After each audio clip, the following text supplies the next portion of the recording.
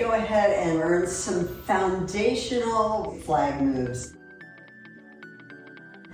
First up, I just want to talk about the wrist. You know, a lot of it it's all in the wrist. It's like a flip up and over, kind of winding it this way, winding it this way. You know, so whenever you're doing moves and doing different things, sometimes you'll need to do a flip of the wrist to try to get it back in place. So, you know, if you're tangled or you're doing something, and sometimes you have to do a flip of the wrist to get it around. You can do with your palm facing down, your palm toward the flag, and, you know, do lots of, you know, movements with the palm down, as it were, right? And then you can also do with the palm up. So I did one little flip over, and the palm is up. You see, so it's kind of flipped over. And so you can still do things with that and kind of flip it around. There's the position with the palms down, there's the position with the palms up. Another thing I like to do is sometimes put my index finger on the rod, the top of the flexi rod.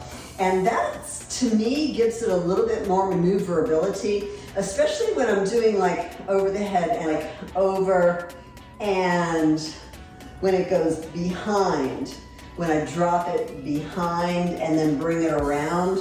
So like this move going up and around that way, I have the index finger on there, and it seems to just make it a little bit easier, a little more maneuverable. And the other thing is, if these silk flags get tangled, oftentimes you really don't have to spend a lot of time doing like this to try to get it untangled, because if you just do some waving and go back to your normal activity, it goes back to where it's supposed to be without a lot of extraneous flipping, right? Just the mere motions of crossing or doing whatever you're gonna do will kind of get it untangled.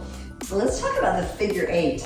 A lot of flag moves, almost all of them are a figure eight. So you have like this vertical figure eight, it's around this way, right? Just kind of up and down, if you will. And then like the other one, just kind of vertical figure eight, right? Then there's like your horizontal figure eight, like if you were doing it in front of you, kind of a figure out, almost like an infinity symbol there. And so kind of a figure eight that way. Then there's figure eights with two hands, or one follows the other, one following the leader, following, leading and following. So I'm still doing kind of a figure eight with both hands, with both arms. And likewise, if you're just doing one, a figure eight with your arms really big, but the following, one following the other in kind of a figure eight. So there's a lot of that. And then of course there's the crisscrosses, cross, cross, open, open. So it's like two figure eights going at the same time. And so with this crisscross figure eight kind of motion, you can do it, again, either really big, so you're still crossing one and then crossing the other, and you can do it really, really big, arms as long as possible, or you can do it where your elbows are close together, or you can do it when your wrists are close together. And I kind of like it at the wrists. You can go much faster that way. And then you can also do this kind of figure eight over your head.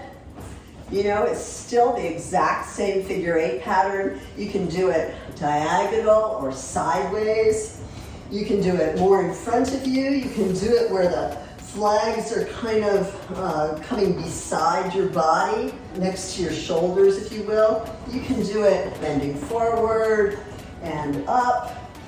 You know, so there's all kinds of things. You can do it in a turn. So if you were doing the figure eight and you're kind of doing it over your head, right? You can do it with a turn. So it's kind of like a turn over your head and down. So if your hands, your wrists come together and down, but you just add a turn. So you can just fudge around, just kind of turn, or you can do a, soutenu, kind of a crossover and unwind.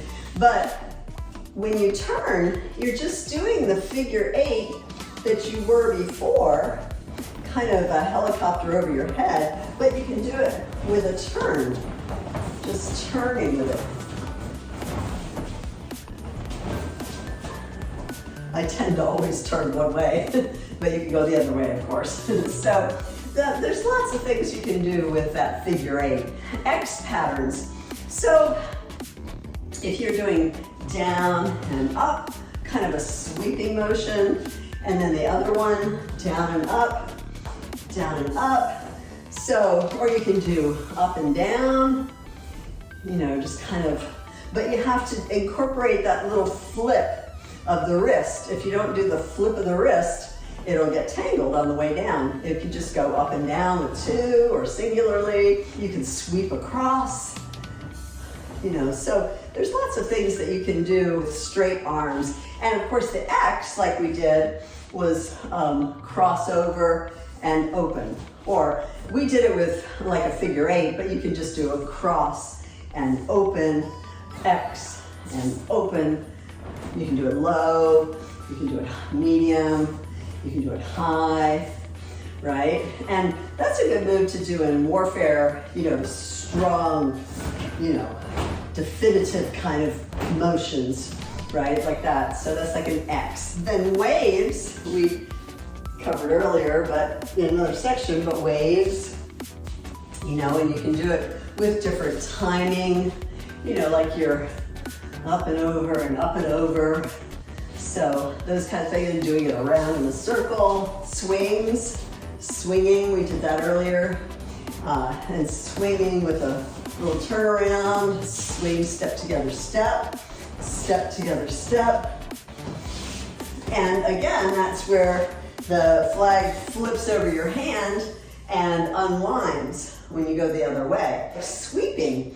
So sweeping, you can do, kind of back and forth like that. It kind of looks like wings, like, kind of like butterfly wings, sort of. But you can do it down low, you can do it medium, you can do it high, right? Or you could do, as you're moving, sweeping back and forth. You can also do it slowly. It doesn't have to be, but it kind of almost reminds me of wings a little bit. Just kind of down and out, down and out. So you can really kind of experiment with them. And you can name them whatever you want. You don't have to use a set names. It's like, I was gonna call it sweep because it kind of looks like you're sweeping the floor. But then, as I'm doing it, it kind of reminds me of wings. So you could call it angel wings, or maybe up and down. It could be kind of wings like that. There's also the kind where you can go up and flip it and come down, like you wiggle it on the way down. That's really good if you have fire flags. Actually, I'm going to show you with fire.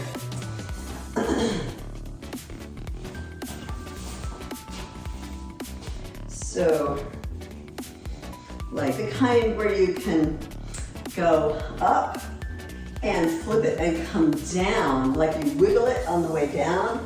That's really good if you have fire flags, if you're going up and down and kind of wiggle it as the fire comes like that. So you do that, and wiggling it on the way down. But anyway, and fire, I just love, doing the figure 8s again, the crisscross of the wrists, for fire. Washing overhead, you wrap it around your hand or your wrist, like that. And then of course you can unwind it. And then you can do that with turning. So it's like over the head and around. And if you're unwinding like that and turning, or you could do one hand at a time. So maybe this way and this way and turn. And then unwind it this way and up and turn and down. So basically just experimenting with different kinds of movements, or being swept away, we talked about earlier, being swept away and have it trail behind. But those are just some real simple, basic flag moves.